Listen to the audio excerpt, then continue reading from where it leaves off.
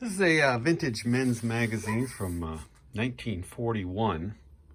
Lots of pinups, satirical cartoons, that kind of thing in it.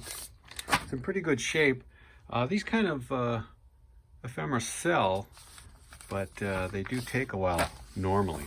This has probably been up for a year or two, and it's sold for $23. A couple parts sold from my big box of stereo parts. This is a Gerard turntable function knob. The turntables came with 3 of them, and I priced them separately. And this sold on Bonanza for just under $15. And then this is the function control knob off of a Zenith stereo, and that sold for $18 on eBay. This is a built model of a 1949 Ford called a Gasser. The front grille is not attached. It's got a little bit of wear to it.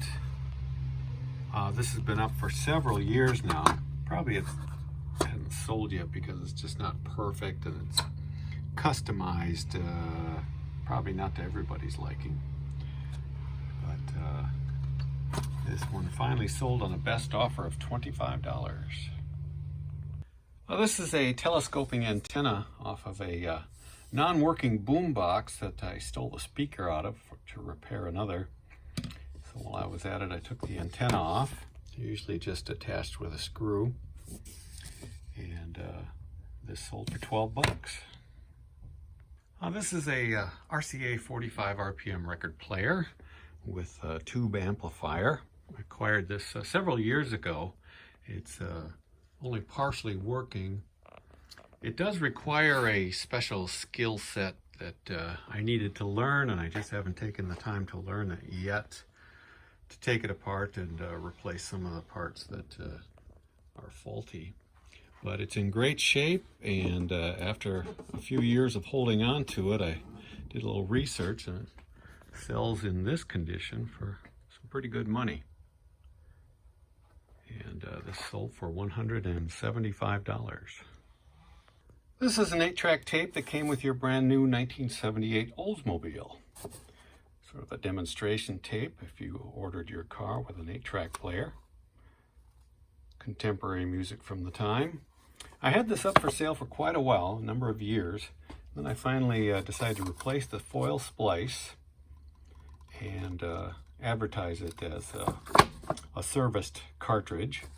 And it sold rather quickly after that, and I got $25 for this tape. This little 3-prong plug is from the Sony TC650 reel-to-reel that I picked up for $5. Stuff just keeps paying off on that small investment. And this little part is to change the voltage from 110 or 120 to 240 or whatever country you're in. There's multiple positions for it. And this is actually going to Australia. And this little piece, let's see, this sold for $18. Another vintage antenna from my collection. This is a what's called a bow tie, double bow tie.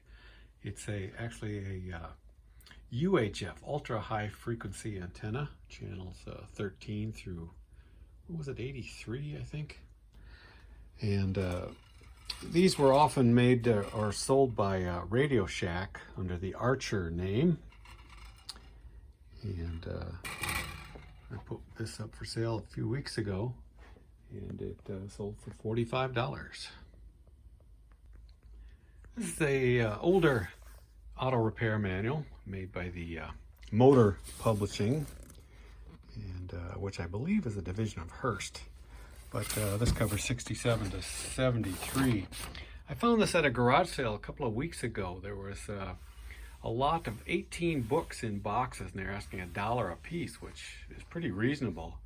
I asked them how much for all of them, and I got them for under, well, I bundled them with some other things, and I got them for under $10 for all 18. And this is the first one to sell. This one sold for $20. This is a collection of 6 travel brochures dating from the 40s and 50s, put out by Greyhound bus lines. I got these in an auction box lot several years ago, probably 5 or 6 years ago, and they've been up for sale for $40 all that time. They're some of them are quite colorful and informational, and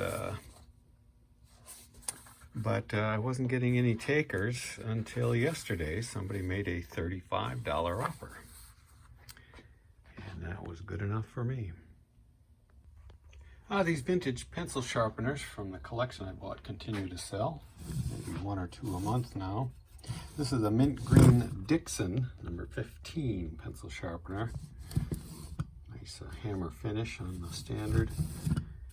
And this one sold for $20.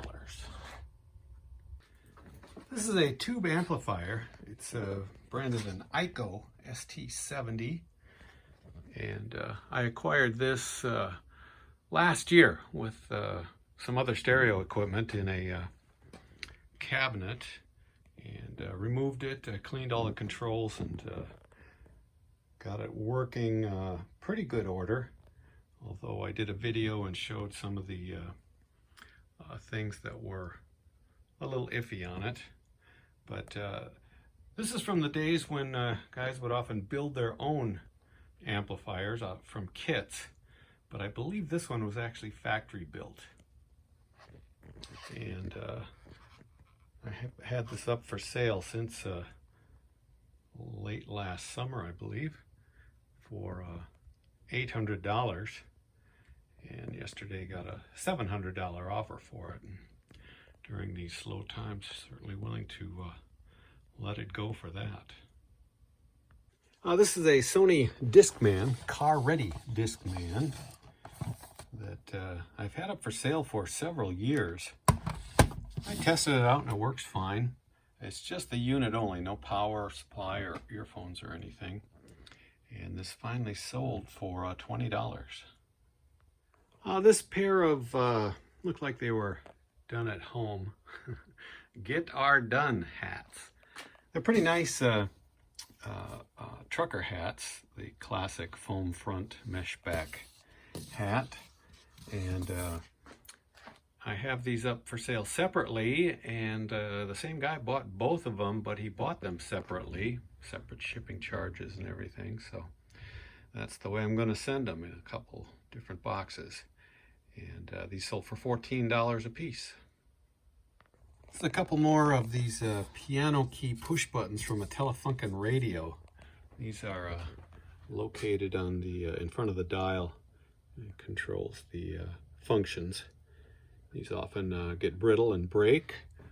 So when I decided to part out the Telefunken console stereo, I knew these would sell eventually, and these sell for $20 a piece. So that's a nice $40 sale.